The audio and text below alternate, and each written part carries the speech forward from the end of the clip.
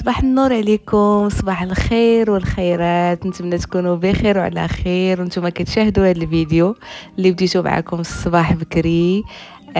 بقيته ديال الشروق، فاليوم تحت لي الفرصه انني نخرج ونشوف هذا المنظر الجميل وشاركته معكم طبعا.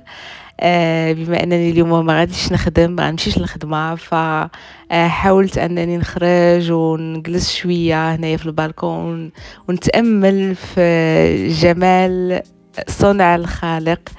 فحتى نتوما الا كانت عندكم شي فرصه انكم تفيقوا بكري وتشوفوا هذه المناظر اللي كتكون جميله، فهي طبعا كتاثر عليكم بواحد الشكل ايجابي. فحاولوا انكم ما تفلتوهاش وخذوا واحد الوقيته لكم لريوسكم، ولو 5 ولا 10 ديال الدقائق تجلسوا فيها مع ريوسكم وتاملوا شويه، شي حاجه زوينه وشي حاجه كتخلي النهار ديالك غادي كيدوز ان شاء الله مزيان. فكيف ما شفتوا معايا اليوم ان شاء الله غادي نصور معكم شويه الروتين ديالي ديال الصباح. كيف ما قلت لكم ما خداماش اليوم فقدرت انني نصور شويه. صراحه باقي ما قدرتش نولف انني نواكب ما بين يعني التصوير والروتين ديالي اللي كنديرو ديما. شويه صعيبه انني يعني نوجد حتى انا راسي وكنوجد لولدي في الصباح وهذا، وزائد غادي باش كتزيدي حتى التصوير يعني خاص واحد المده باش تقدري تواكبي ما بين هذا الشيء هذا كامل. فان شاء الله غادي نبدا ندير معكم هاد الروتينات، ولكن بشويه بشويه حتى نبدا شويه نولف. صايبت ليه هكا بسمنه كيف ما اللي شفتوا كنكون معايا ديجا موجداهم في عندي الفطور. كنحاول دائما نهار السبت ونهار الحد كندير واحد الكميه اللي غادي تكفاني النهار كامل. وبالنسبه لي انا ما كنفطرش كيفطر غير ولدي، وراجلي حتى هو كيفطر فاش كيكون قبل ما يمشي للخدمه. وانا ما كنحاول يعني كنحيد الفطور، كناخذ اي شي حاجه كيف ما عرفتوا كنقولوا الصيام المتقطع، فانا غاده على داك السيستم. فما كنفطرش، كنوجد غير الشازيل، وبابا تا هو فاش كيبغي يمشي تا هو كيفطر صافي. اليوم هي نورمالمون مشيت انا للخدمه، ولكن اليوم ما خداماش. من بعد ما كنعطيه فطار كنجي نصايب الغدا ديالو او الماكله اللي غادي ياكل. هو ماشي غدا، غير هكا دي سناك ولا كل مره شنو كنصايب. اليوم غادي نعطيه هاد دايرين بحال معقوده ديال البطاطا، ولكن هما مصايبين بالجبن بحال الجبن ديالنا ديال المغرب. هنايا عندهم واحد الفرماج كيشبه ليه. المهم راني حطيت الفيديو خاص بهذه الوصفه، ما بغيتش ندخلو هكا في الفيديوهات ديال الروتين باش ما يطوالوش ليا الفيديوهات. المهم راه حطيتو، راه كيجيو زوينين.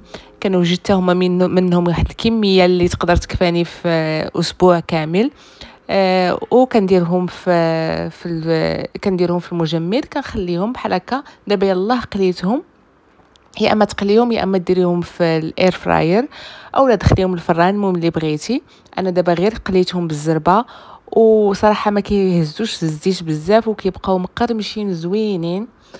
فاللي الا بغيتو تشوفوا الوصفه ديالها راه غادي نخلي لكم اللينك ديال الفيديو ديال هادو، وسيروا وشوفوهم، راه زوينه وفكره. انا عارفه بان حنايا الامهات صراحه كنتلفوا. حتى انا كنبقى غير تابعه اليوتيوب، نقلب الا لقيت شي حاجه هكا اللي ساهله كنحاول نصايبها. فهادو من بين الحوايج اللي كنعطي لولدي مره في المدرسه. صافي ودرت ليه هكا، قطعت ليه شويه الخيار وعطيته واحد البسكوي. نورمالمون هنايا كيعطيوهم حتى كيخصك تصايبي ليه واحد البوكس اخر خاص بلي فخوي. كانت كنديرها ليه، وكان ديما كيرجعوا لي هكاك. عرفتوا هنايا ملي كتولي الحراره كيرجعوا يا اما خاسر. صافي وانا نحيدو ما بقيتش كنديرو. في الاول كانوا كيتشكاو فهمتي، وكيبقاو يقولوا لي فينا هو الفخوي ديالك وهذا. صافي من بعد هضرت معاهم قلت لهم راه ولدي ما كياكلش لي فخوي، كياكل واحد النوع ديال لي فخوي، ولكن ما كيبغيش ياكلهم في المدرسه. انا ولدي شي حوايج ما كيقدرش ياكلهم في المدرسه، ماشي اي حاجه ياكلها. فصافي وقلت لهم راه انا صافي حبست عليه، مابقيتش كنعطيه. مره كنعطيه بحال هكا لي فخوي سيك ولا شي تميرات ولا شي حاجه بحال هكا. اما لي فخوي اللي طازجين بحال هكا ما بقيتش كنعطيهم ليه. صافي دابا راه غادي يمشي من المدرسه وانا جيت وبدات كتصب واحد الشتيوه غزاله. خليكم مع الفيديو تشوفوا انا هذا النهار هذا دوزتو غير في الكوزينه لان كان عندي بزاف ديال الشغال، وغادي نعاود لكم على الموضوع ديالنا كيف ما شفتوا في العنوان. انني بغيت نعاود لكم على الخدامات هنايا في الهند. كنقصد بالخدامات يعني المساعدات ولا كل واحد كيفاش كيسميه. المهم حنايا تعودنا نقولوا خدامات ديال البيوت، ما فيها باس، يعني خدامه حنا كاملين خدامين، وكيجيني ان هذا الاسم هذا ما فيه حتى شي حرج. سواء قلتي خدامه سواء قلتي مساعده ماشي مشكل بالنسبه لي انايا. كاينين شي حوايج اخرين اهم يعني من هاد المسميات، بما ان الاسم يعني ما عندوش شي حاجه اللي كتخدش مثلا بالكرامه ديال داك الانسان. احنا كاملين خدامين.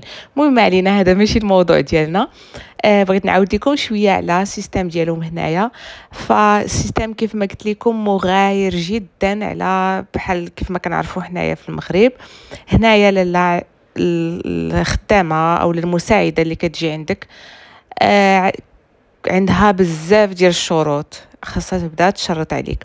اول حاجه خاصها تجي دير سكانير للدار، تشوف المساحه ديال الدار وتشوف لالا شحال عندك مثلا من بيت، شحال عندك من تواليت، شنو واش عندك بالكون، واش هادي. وكتبقى تاخذ لالا واحد الكارني ديالها وكتبقى تخيد، وكتبقى هي كتدير لك واحد الانترفيو في عوض ما انت ديري لها الانترفيو تشوفيها شنو كيفاش كتخدم ولا هذا، هي اللي كتولي لالا كدير لك الانترفيو. ايوا لالا من بعد كتقول لك شنو بغيتيني ندير. شوفوا هنايا داكشي عندهم في شكال. دابا هنا كتجي كتقول لك مثلا شنو واش بغيتيني نجفف لك، كتقول لا لا لا بغيتك تجفي. شنو واش بغيتيني نمسح الغبره، ايه بغيتيني مثلا نتكلف لك بلي بالكون حتى هما، ايه لا لا. الماعن ملي كتقولي لي مثلا الا بغيتيها تغسل لك حتى الماعن كتقول لك شحال نتوما من فرد، باش كدير لي كالكول ديالها وكتشوف يعني مثلا شحال ديال الماعن غادي تغسل. المهم هادشي هذا كامل دابا مثلا كتبقى تقول لك شحال نتوما من فرد، كل فرد في الاسره عنده حساب ديالو فهمتي. مثلا الا كنتو 3 كدير لك الثمن وكديروا فوا 3 فهمتي، كتضربوا في 3 المرات. ايوا وشنو واش حتى بعدا كاين اكثريه ما كيبغيوش ما كيكونوش كيبغيو يدخلوا ما كيبغيوش مثلا يتكلفوا بلي تواليت حتى هما فهمتي. فتيقول لك لا لانهم كيكونوا معلقين شي حاجه. انا كنهضر على الهندوس لان الهندوس هما اللي كيخدموا هنايا بزاف. كيكونوا معلقين شي حاجه متعلقه بالديانه ديالهم في عنقاتهم، وهذا كيقول لك ما كيبغيوش يدخلوا بها لي تواليت اعزكم الله. المهم انا بعدا كاين هذوك اللي دازوا عندي كاملين كنت كنشرط عليهم كنقول لهم ضروري غادي الا كنتي غتخدمي عندي راه خاصكم حتى المهم ما كانش عندهم مشكل. كيف ما قلت لكم عندهم بزاف ديال الشروط، يعني كيدوخوك في الاول. صافي من بعد كتجي عاده باش كتجي المرحله من بعد ملي كدير لي كالكول ديالها عاده باش كتقول لك مثلا شحال غادي نحسب ليك ولا هذا. المهم هادشي كامل ماشي مشكل. من بعد كتقول لك لالا غادي تعطيني انايا كنخدم فاش كنخدم كيخصني ناخذ 3 ديال لي روبو في الشهر، يعني 3 دياولي غنتخلص فيهم ولكن راهم دياولي. او لا كاين اللي كتجي كتقول لك مثلا جوج يومين حاجه يعني عندها ايرجون شي حاجه طارئه ومثلا الا كانت شي حاجه ما تجيش. المهم هادشي كامل قبلناه وكنقولوا ماشي مشكل، هذا السيستم ديالهم خاصنا نتمشاو معاهم كيف ما هما دايرين في بلادهم. صافي من بعد المهم البنات انايا فكره تجي عندي شي مساعده ولا شي خدامه لداري راه ما كانتش عندي قبل ما نخدم. ما عمرني ما بغيت انا شي خدامه تدخل عندي زعما كاين وتعاونني. كنقول انا كاين زعما كاين حنايا قلال وكندير شقايه بوحدي، شقايه انا اللي غادي نعرف ليه كيفاش وحده هنديه غادي تجي ما غاديش تعرف طبعا، ما غاديش دير كل واحد وشقاه. راكم عارفين حنا في المغرب كل عائله وشقاها، فما بالك بين دوله ودوله. المهم ماشي مشكل. صافي فاش بديت كنخدم كان ضروري خصهم يبقاو ضروري خاصني شي واحد اللي يعاونني. فصافي بديت كندخلهم لداري. المهم كل وحده وكيفاش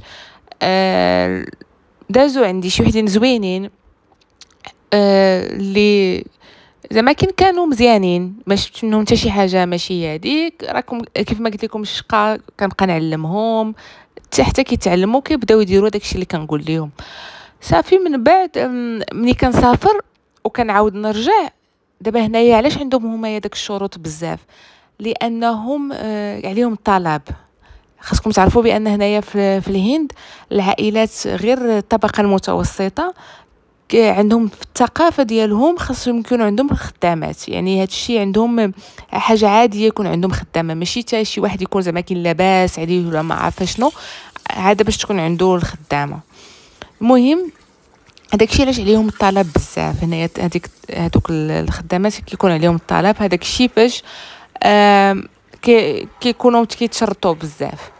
المهم علينا كيف ما قلت لكم جاو عندي شي وحدين دازو مزيانين. فاش كنسافر كنلقاهم صافي تونجاجاو مع شي واحدين اخرين، مع شي عائلات اخرين وكيمشيو. المهم هذاك الشيء علاش كنبقى نبدلهم، لانني اما حيتاش كنسافر يا اما كنلقى فيهم شي مشكل كيدوزو معايا 3 شهور 4 شهور صافي كيمشيو. المهم اخر جوج وحده كان توفى لها الاب ديالها ومشات جلست تقريبا شي شهر ونص في دارهم، وبدات كتصيفط ليا غير بنتها. صافي حنايا ماشي مشكل، كنقولوا كنتعاونوا. ما يمكنش ليا انايا راه يعني زعما جرى ليها هاد الظرف هذا صافي نتخلى عليها. بقينا واخا بنتها كتجي غير ترون ليا وكتمشي، كنقولوا ماشي مشكل. صافي من بعد غادي نلقى بان شي حوايج ديال الذهب ديالي مشى ليا، من بينهم خاتم ديالي ديال الخطوبه.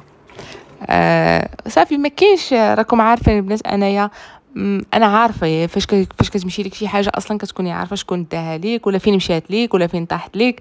انا هنا ما كاين حمام كنمشي ليه. المهم عرفتها يا اما هي يا اما بنتها اللي داتهم، الله يسمح ليهم. المهم من بعد صافي ما بقاتش عندي هذيك. ماشي هذا هو السبب، قسما بالله اليومنا هذا ما قلت لها وباقا كنتلاقى معاه غير هو. صافي كنبين لها بانني صافي المهم راه عرفتي شنو درتي. حيت انا دابا المشكل هو انهم هي وبنتها، هي زعما كانت نيشان وما عرفتش الله اعلم وشكون، واش هي ولا بنتها، ممكنين هما بجوج. المهم من بعد غادي تجي عندي. صافي بقيت عاوتاني واحد المده. انا فاش كتبقاش عندي شي خدامه عاد باش كنرتاح، عاد باش كنعاود نرجع للسيستم ديال الشقه. والله العظيم واخا كيجيني صعيب، ولكن كنبدا فهمتي كنحس براسي كندير الحاجه بيديا، عارفه كل حاجه بلاصتها. المهم من بعد جاب واحد الوحده جابتها ليا واحد صاحبتي، قالت لي هذه راه ثقه وهذه وكتخدم مزيان. هي فعلا كانت كتخدم مزيان، كتغسل ليا الماعن مزيان، كتسمع. هذه اهم حاجه، هي تكون كتصنت ليك. بحال مثلا انا الخدامات ما كانوش كيبغيو يديروا ليا جافيل، خاصني ومن بعد كيقول لك راه كنديرو وهما ما كيديروش. حاجه عاديه البنات، لان جافيل هنايا عندهم غير مختص بالحوايج فقط. وحنا انا كنقول لهم حنا راه كنغسلوا به الماعن، حنا راه كنغسلوا به حتى الديسير. المهم وليت انا كنتبعهم، وانا اللي خصني ديما يوميا انا اللي ندير جافيل باش نتاكد راه كاين. المهم صافي هاد الاخرى هذه باش ما نطولش عليكم بزاف، حتى هي غدراتني وحتى هي دات ليا الحوايج ودات ليا شحال من حاجه ودات ليا الذهب حتى هي. المهم صافي من بعد نقرر بان خصني نترولاكس مع راساتي، لان هادشي كتولي شاكه في جنابك. فهمتوا البنات؟ كتولي ما عارفاش شنو غادي ديري، ما تيقاش موسوسه. هي خدامه لك في الدار وانت موسوسه، الوغ كنتي خاصك تكوني مرتاحه فاش جات شي وحده غادي تعاونك. صافي المهم دابا انا راه حبستهم تقريبا هذه شي 3 شهور ولا 4 شهور قبل من رمضان، وانا كنحاول ندير شغلي لراسي حتى على واحد الوقيته عاوتاني ملي غادي نعيا ونقدر نجيب شي وحده على الله. ايوا اختي تخليو لي في لي كومونتير وتقولوا لي كيفاش جاكم هاد الشيء، كيفاش جاكم هاد السيستم ديالهم. والله يهدي ما خلق هاد